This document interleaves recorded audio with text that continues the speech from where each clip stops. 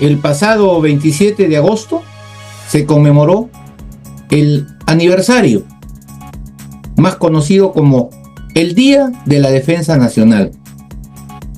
Ustedes se preguntarán, ¿qué significa la defensa nacional? ¿Cuál es su valor histórico? ¿Qué representa para el país? Hemos querido esta noche realizar una entrevista al almirante Jorge Montoya Manrique, congresista de la República, con una serie de inquietudes que él, por supuesto, siempre estuvo presto a responderlas. Veamos este informe. Amigos, cada 27 de agosto se conmemora en nuestro país el Día de la Defensa Nacional, fecha que se configura como una jornada de carácter cívico, instituida el 20 de enero de 1989 por Ley 25005 en homenaje a la reincorporación de Tacna al territorio nacional.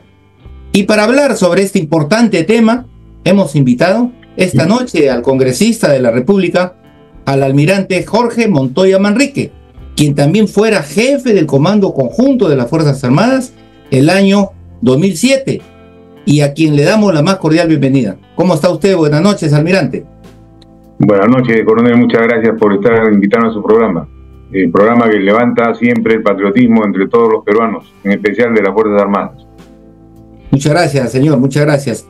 Díganos, ¿cuál es la importancia de la defensa nacional? ¿Qué debemos entender los peruanos por defensa nacional, señor? Y cuando se habla de defensa nacional, la gente lo ve como un tema abstracto, ¿no? Que no lo logra tocar ni comprender. Pero para eso tenemos que situar al país, ¿no? El Perú es un país marítimo, andino, amazónico, biosánico y con presencia en la Antártida. Todas esas áreas tienen que ser resguardadas, la soberanía tiene que garantizarse, la integridad territorial tiene que defenderse. Y esa es la inmensidad que tenemos como tarea de la defensa. Tenemos también que vigilar las comunicaciones en las 4 cuencas hidrográficas que tenemos, que podemos aprovechar. El Pacífico, la de Orinoco, la Amazonas y la de La Plata. O sea, estamos situados en una posición privilegiada. La defensa nacional proyecta la imagen del país fuera de las fronteras terrestres y la lleva en alto cada vez que hay interacciones entre nuestras Fuerzas Armadas y la de los países vecinos, de relaciones de entrenamiento, de presencia. Estas cosas son parte de la defensa nacional. ¿Para qué ser la defensa nacional? Para protegernos de las amenazas, de las tradicionales, de las asimétricas y también de la delincuencia internacional común para todos los países de la región, donde escapa muchas veces el tema de la capacidad logística de la policía. La Fuerza Armada tiene que apoyar. Y sobre todo para la integridad territorial y el desarrollo fronterizo. Cuando se habla de que las Fuerzas Armadas deben hacer cargo de las fronteras, estamos a cargo de la frontera, pero no en la posición que tiene la policía, que es diferente. Ellos ven el tránsito de personas, es un tema que es de civiles. Nosotros vemos la seguridad e integridad territorial de otra forma, no poblando el territorio, tratando de generar proyectos de habitación en zonas lejanas del país para que llegue la penalidad en las fronteras, tenerla cerca, que haya gente que nos defienda, que son los ciudadanos peruanos. Los ciudadanos peruanos son parte de la defensa nacional, sobre todo cuando uno está en una zona de peligro como las fronteras que tenemos nosotros, tanto en la Amazonía como en la zona de serranía, que están lejísimos, nadie las conoce y están vacías.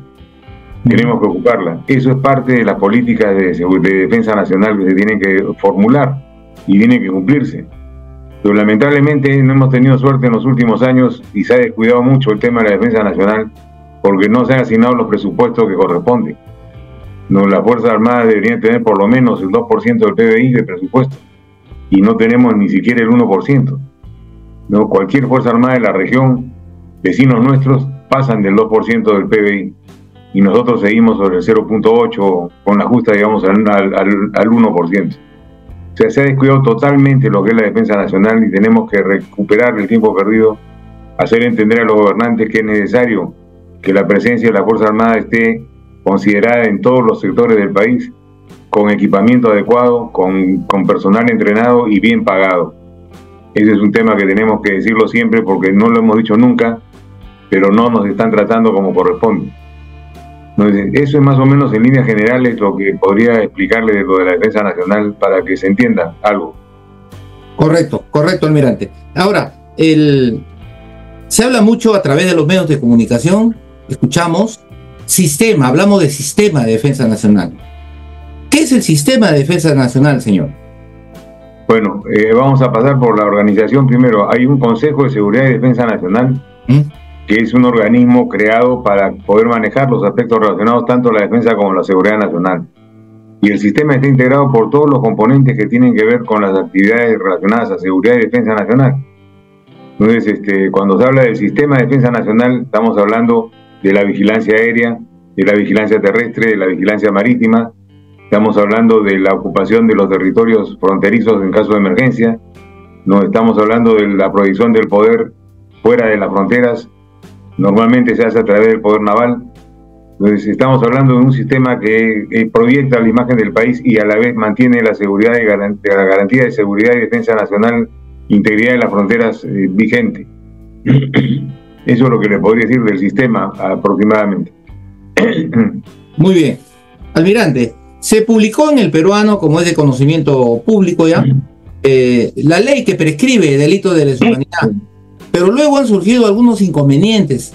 ¿Cómo va todo ello y a qué arribará definitivamente? Teniendo en consideración, almirante, que esto pues disminuye la moral un poco de las Fuerzas Armadas, ¿no? ¿No le parece? Sí, es mi última declaración que ha sido el día de ayer sobre ese tema.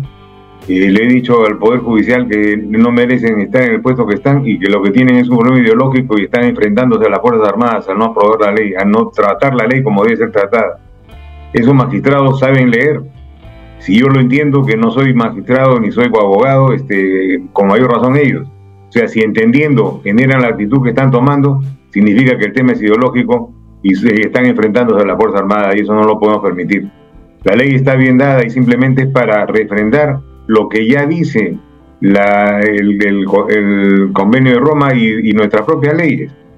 No hay delito de lesa humanidad antes del año 2002, no existe, porque no está en ningún sitio, en ningún código. A partir de ahí en adelante sí. Sin embargo, la justicia peruana ha abusado de su poder contra las Fuerzas Armadas y Policía Nacional y ha mantenido juicios basándose en que era imprescriptible los delitos de lesa humanidad como que lo son, y lo querían aplicar a todo lo que ha hecho la Fuerza Armada antes del año 2002, cosa equivocada y ilegal, yo diría, para hablar claramente. Entonces, y esto ha sucedido a vista y paciencia de todos. Los magistrados del Poder Judicial no han actuado como deberían haber actuado para orientar a su gente en la defensa del Estado de Derecho y la defensa de las instituciones que deben ser defendidas y no los delincuentes miserables terroristas que les dan todas las facilidades. Entonces, esto tiene que cambiar definitivamente. El tema ya está firmado, lo que tiene que aplicarse y hay una resistencia en los órganos de justicia a hacerlo. Entonces vamos a tener que usar a la opinión pública y decirlo permanentemente, hacerles ver que están comportándose de una manera indecorosa con la defensa nacional. Correcto. Se aprobaron las escalas y, según conocemos, por etapas, el aumento de haberes para los miembros de las Fuerzas Armadas.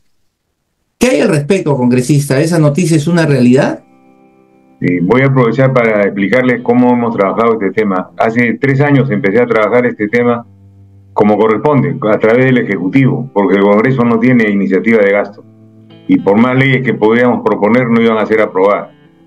Entonces me dediqué a presionar de manera decente al Ejecutivo mediante documentos, reuniones y conversaciones con el primer ministro, el ministro de Defensa y los ministros del Interior que han habido. Les he pasado comunicaciones y documentos sustentados de por qué deberíamos recuperar la capacidad adquisitiva que hemos perdido desde 2012 hasta la fecha. ¿No? Todo esto presionando permanentemente y teniendo reuniones para este fin.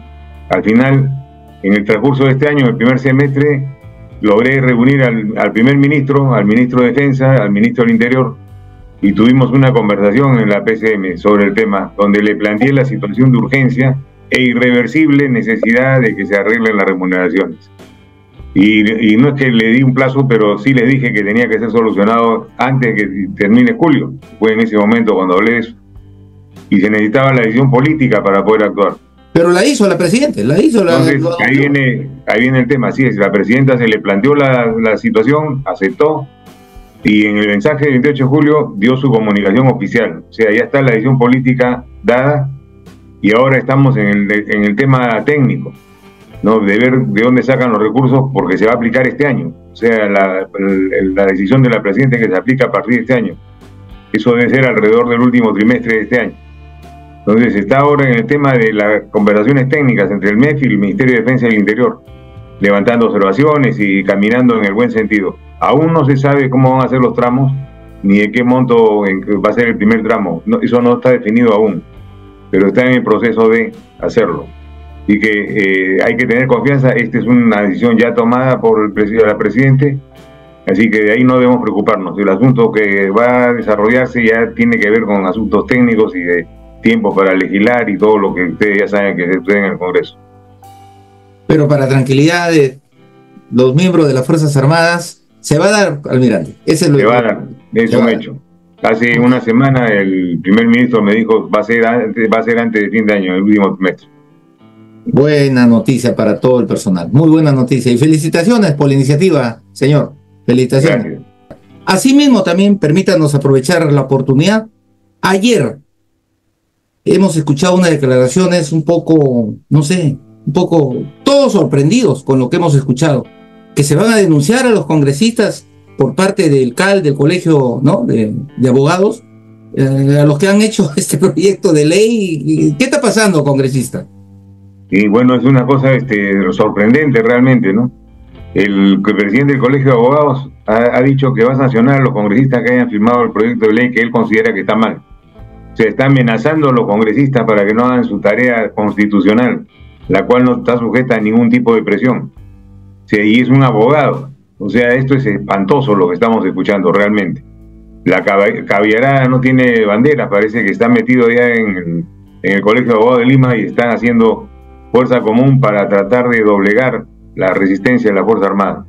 Esto es una ofensa hacia las Fuerzas Armadas y hacia el país, lo que está diciendo este pseudo abogado, diría yo, tratando de defender lo indefendible y amenazando a los congresistas. Como bancada hemos sacado un comunicado fuerte hacia él. Mañana será público y tenemos que estar alertas ante estas cosas, ¿no? Una ley que protege a tanto abuso que ha habido contra las Fuerzas Armadas la quieren desaparecer, pero no van a poder. Seguimos adelante, señor congresista, y tiene usted también el programa cuando quiera usted vertir sus opiniones. Muchas gracias, ¿eh? Buenas noches. Gracias. Hasta luego. Buenas noches.